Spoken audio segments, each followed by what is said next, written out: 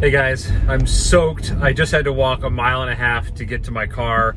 I'm picking up my Tesla after I think it's a third service appointment that I've had since my last update videos about the Tesla Model X. I just had to drop off my Enterprise rental car and walk 1.5 miles in the pouring rain to get to Tesla. I have missed this car. It's been about a week since I drove it. Mostly it's my fault because I haven't had time to get up to Rochester. It's 2.5 hours each way, and I've been watching my son because of COVID-19. His school is closed, so I haven't been able to make this trip. So it's been a week, but they had it done, I think, in 2 days this time. But I can say I am glad to be in this car again. Like, it's comfortable. I do like it, but I still don't love it, and I don't see how I ever can love this car because of all the service and problems. But during this third appointment, since I last updated you guys, I think it's like my 18th service appointment total, something like that. I'd have to look it up though. I don't quite remember. It's just been so many service appointments, but I'm pretty sure it was my 18th appointment in 6 months. But for the service appointment, I brought it in because I'm still having the front end drivetrain shutter thing. They have no fix for it whatsoever. This was my 4th time in for that. And then I also have had some weird like creaks and noises. I sent them video of it, and supposedly they claimed the audio wasn't good enough in the video. I could hear it clear as day, but they claimed that they can't hear it and they could do nothing for it. So absolutely nothing got done to the car.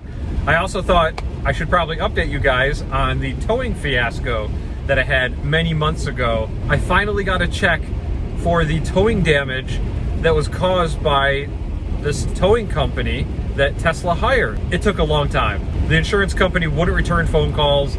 I'd hear from them maybe once every 2 weeks to say that they're working on it. They actually sent out a claims adjuster from a different company to my house. I don't really know why they didn't just come themselves. And he's like, yeah, it's pretty cut and dry. It looks pretty obvious. But then it still took them 2 months to cut the check. They didn't tell me that they were sending a check or it was finally approved or anything. All of a sudden, a check just showed up in my mailbox. So I was very thankful. It was only for the rack, which is pretty much what I expected. But of course, it didn't cover the interest that I had to pay on my credit card for those. I think it was like 3 or 4 months from when it happened to when I actually got the check. So of course they didn't cover any of that. They didn't cover any of the lawyer's fees. So I'm still out probably around $800 because of all this. So I'm so thankful to my Patreon supporters who have helped me chip away at that a little bit. And without this tiny little YouTube channel giving me $50-$60 a month, I'd be on the hook for all of it. So thank you guys for liking and sharing and talking me through all this stuff, because it's been crazy. I've said this before, but I would not wish this ownership experience on my worst enemy. This has been so bad, and I just want it to end. I just look forward to it being over. I don't know if I'll ever own another Tesla. I have a deposit on a Cybertruck. I still very much want an electric truck, and I would prefer if it was Tesla. I love the supercharger network, but their service, at least here in central New York, needs a lot of work. And the cars need a lot of work too. Like, I've been seeing these stories come out about the Model Y, and they're still having major issues with the Model Y production line. They really need to get their stuff together. Hopefully in a couple years, by the time the Cybertruck comes out, they will have figured it out and I can finally own an electric truck, but we'll see. I think due to COVID, it's probably gonna be delayed. I don't think we're gonna see it in 2021.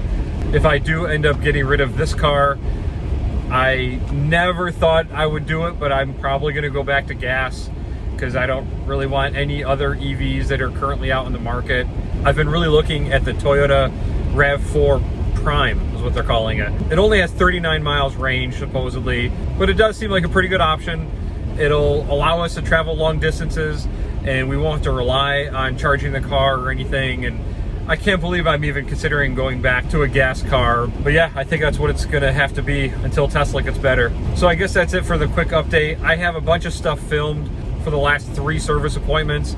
I just got so sick of doing that and putting that out there that I've never even edited it, so I don't know if I'm going to even put any of that out there. But just suffice it to say, I've been in and out of service a lot. I'm finding it's just normal, unfortunately. But that's it, guys. Thanks a lot for watching, and I'll see you on the next one.